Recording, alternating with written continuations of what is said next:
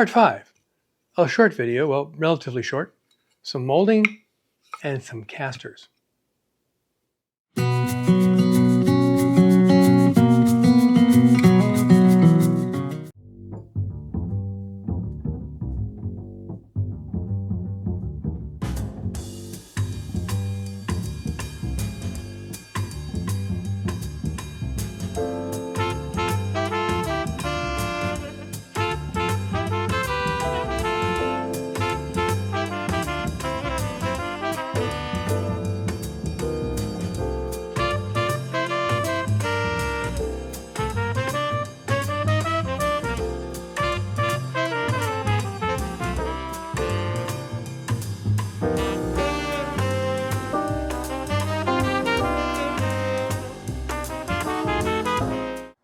Hello, welcome back to the shop and the channel. What you just witnessed was me cutting out the edge banding for the tabletop and the skirt boards for the bottom, which are going to make enough room for about 3/8 of an inch of the casters to hang below the skirt board. And as I held up to the camera, this is edge banding. It's going to go right here like this. You know, this is a good, funny side. What am I saying? The profile side will be down, and with the skirt boards, the profile side will be up, so they mirror each other. Now, this is the profile for the skirt boards, and like I said, they're going to mount down here, but I'm going to put cleats on the bottom to mount them, but I'm not going to bring the cleats all the way to the corners. You'll see when I do it. I'm going to leave a gap there so I can get the casters as close to the corners as I possibly can. So the chop saw is over there, and this is over here. So I'm going to start doing this, and basically it's going to be mostly time lapse or whatever, because I got to cut my 45s, and I got to come back here and measure it. They're going to cut another 45, and I got to make sure it's right. They're going to trim it again, make sure it's right, and then pin it in place with glue.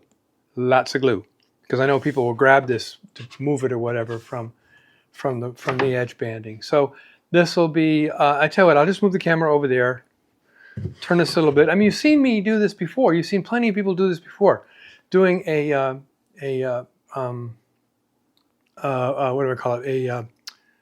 A picture frame edge all the way around.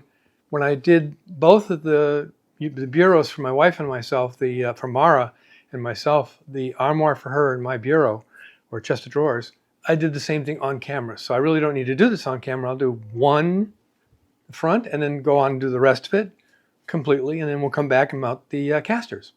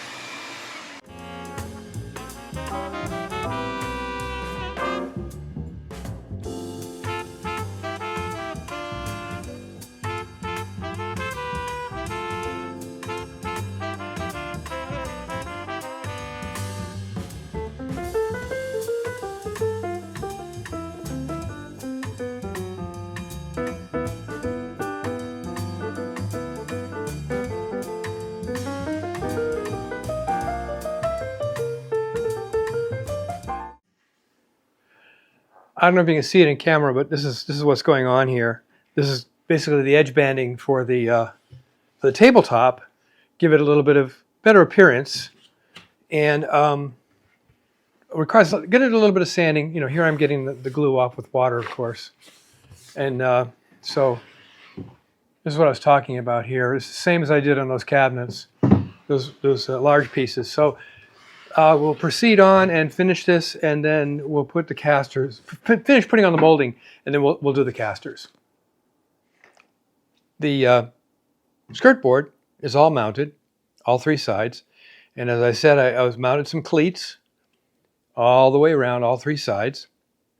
And in order to give myself symmetry all the way around, I inset the cleat a 1/16 of an inch that way, all the way around.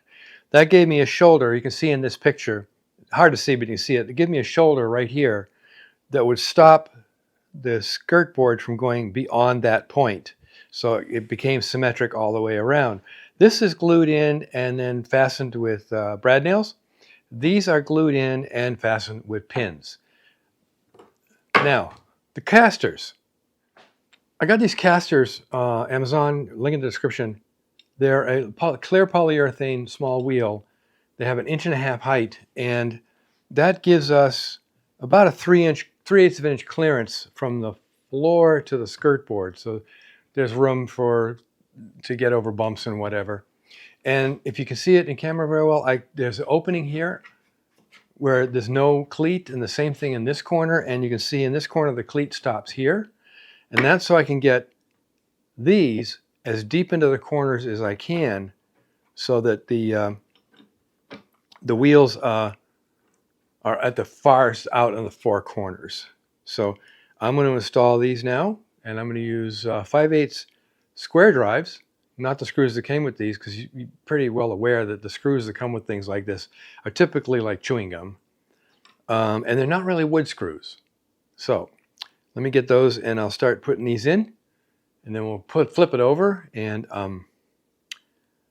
see how it looks rolling around on top of the bench.